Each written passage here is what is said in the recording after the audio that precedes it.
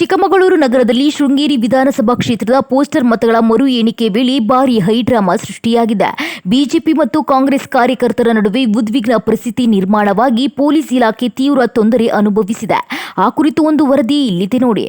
ಹೌದು, ನಗರದ IDSG college ಆವರಣದಲ್ಲಿ ಶೃಂಗೇರಿ ಕ್ಷೇತ್ರದ ಪೋಸ್ಟರ್ ಮತಗಳ ಮರು ಎಣಿಕೆ ನಡೆಯುತ್ತಿತ್ತು. ಹೈಕೋರ್ಟ್ ಆದೇಶದ ಮೇರೆಗೆ ಒಟ್ಟು 1822 ಪೋಸ್ಟರ್ಗಳ ಮತಗಳ ಮರು ಎಣಿಕೆ ಪ್ರಕ್ರಿಯೆ ಕೈಗೊಳ್ಳಲಾಗಿದೆ.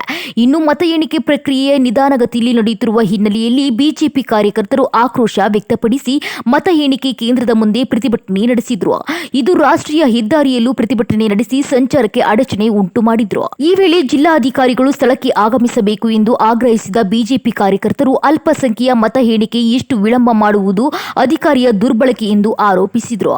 ಇನ್ನೊಂದೆಡೆ ಮರು ಎಣಿಕೆಯ ವೇಳೆ ಸುಮಾರು 1540 ಮತಪತ್ರಗಳಲ್ಲಿ ತಾಂತ್ರಿಕ ಗೊಂದಲ ಉಂಟಾಗಿದೆ ಎಂದು ಕಾಂಗ್ರೆಸ್ ಏಜೆಂಟ್ಗಳು ಆಕ್ಷೇಪ ವ್ಯಕ್ತಪಡಿಸಿದ್ರು.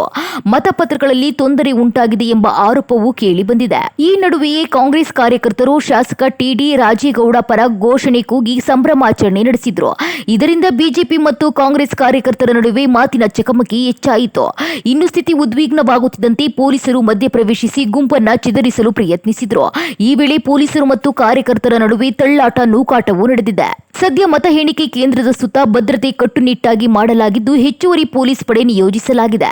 ಒಟ್ಟಾರೆ ಮತ ಎಣಿಕೆ ವಿಚಾರ ಇದೀಗ ರಸ್ತೆ ಗಲಭೆಗೆ ತಿರುಗುವ ಹಂತಕ್ಕೆ ತಲುಪಿದ್ದು ಪರಿಸ್ಥಿತಿ ಉದ್ವಿಗ್ನವಾಗಿದೆ. ಒಟ್ಟಾರೆ ಶೃಂಗೇರಿ ಕ್ಷೇತ್ರದ ಮತ ಎಣಿಕೆ ಪ್ರಕ್ರಿಯೆ ರಾಜಕೀಯ ಕಾವೇರಿದೆ ವಾತಾವರಣಕ್ಕೆ ಕಾರಣವಾಗಿದ್ದು ಅಂತಿಮ ಫಲಿತಾಂಶದತ್ತ ಎಲ್ಲರ ಗಮನ ಕೇಂದ್ರೀಕೃತವಾಗಿದೆ.